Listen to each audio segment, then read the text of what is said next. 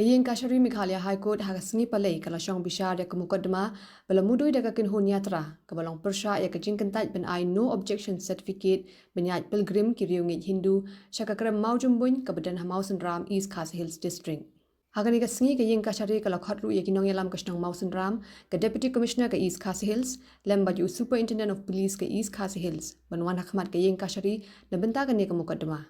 Laban gado hangni ka dor barsnong Mausen Ram kalarai benum I NOC ni ai jing bet ya kajing wanyat pilgrim but jing le niam le rukam kiriung ngit Hindu hapok ka krem maujum buin Mausen Ram habakren ber unong ya saj an kasnong Mausen Ram ba vivan ngap kinta ula pentip ba kayeng Kashari ka klempat shimrai ai halor kani ka mukadma ba kalabu benchong bishar biang hak khat saw tarik mentau benai pentip ba kayeng Kashari kala kadat biang ya kani ka kam syaka dor barsnong Mausen Ram bakan lum ya kajing yalang kebanyaran lang kikin hun beper na kebenta benci me ka rajong kasnong habaya dei ba kajing panjing bit benyat pilgrim jong kani ka group hapo high court banyo jingbet ban led kani ka yatra kamu kabaya kicat nang ni sedu sa Mausen Ram banyo ban le nyam le rukam hapo to ka krem mo jimboin de kala don ka kajing persya ajur na kalyang ka dorbasnong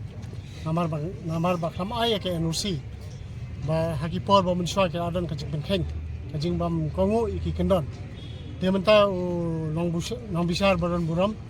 ula keren la pensutu bahai ka iki member jong dorbasnong assistant lang basnong secretary berkhoi ki don lang di ka point hi kalong ba mukha ba kanong volatile kani ka situation namar ngai iba kaneng kadon kajing huri hura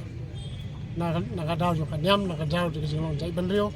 di long bisar hi ko bandan ta kajing penbet daga basuk basang di ka point kalong ba ula bret sa ka dorbasnong ban bisar bahai kani ka kam namar ngi haban palkhalu kadi ka tourism area kadi ka tourist spot kata kadon ka tourist attraction nimla len ya kata ka jing long kajing attract kata ka snong Mausen Ram kajing attract jong kata ka krem di ka point kalong ba nimla ban komentan halor ka deliberation apo court nama kadang long subjudice tian rei ka darbari kan syong kan bisar kan ka kam ka yung bisar hi ka sutu ya jing long try jing long hak jong ka dorbasnong Mausen Ram ya kani ka area ka badi ka badan ka krem mo jimbo ti sisin baka accept baka ngini kadi ka dorbasnong long try ka badi ka stakeholder major stakeholder ti lasi ka kadi ki wasutunan ti habakalong hata kador tingir ngi accept kata kada ka jing ong jong yung bisar baka dai mangihi ki badai ban bisar badai ban ai karai ti yano yung ban khang